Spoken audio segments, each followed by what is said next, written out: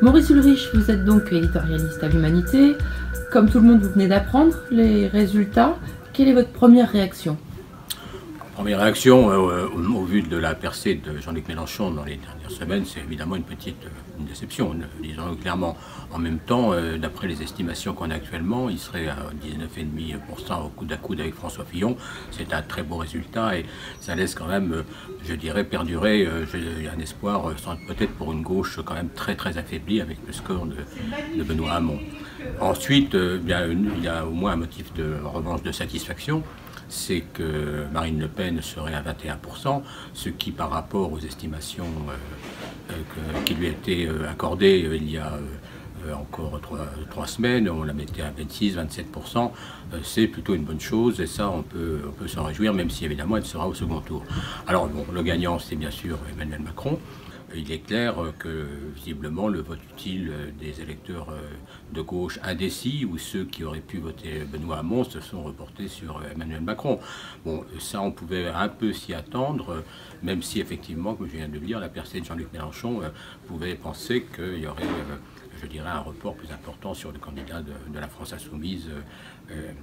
Voilà. Quelles vont être les consignes à donner pour le deuxième tour?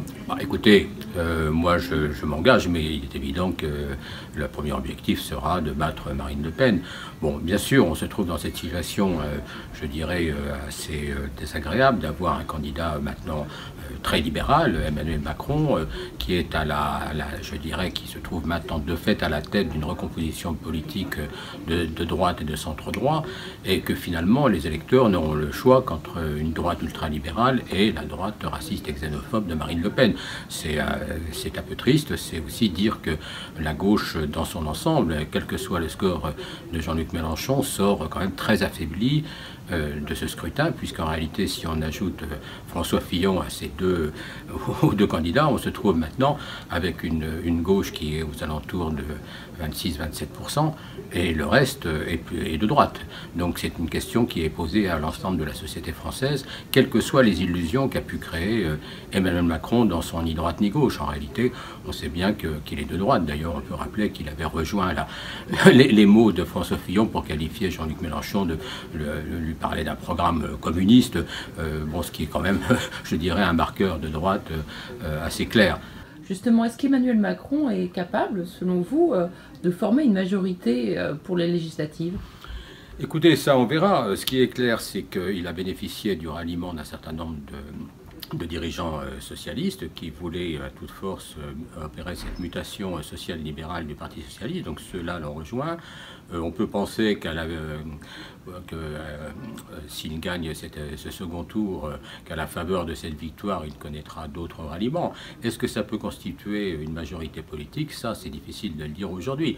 En tout état de cause, on peut penser qu'il est le vecteur de cette recomposition sociale libérale et que du coup, il y a sans doute un certain nombre de gens qui vont vouloir le rejoindre dans cette perspective.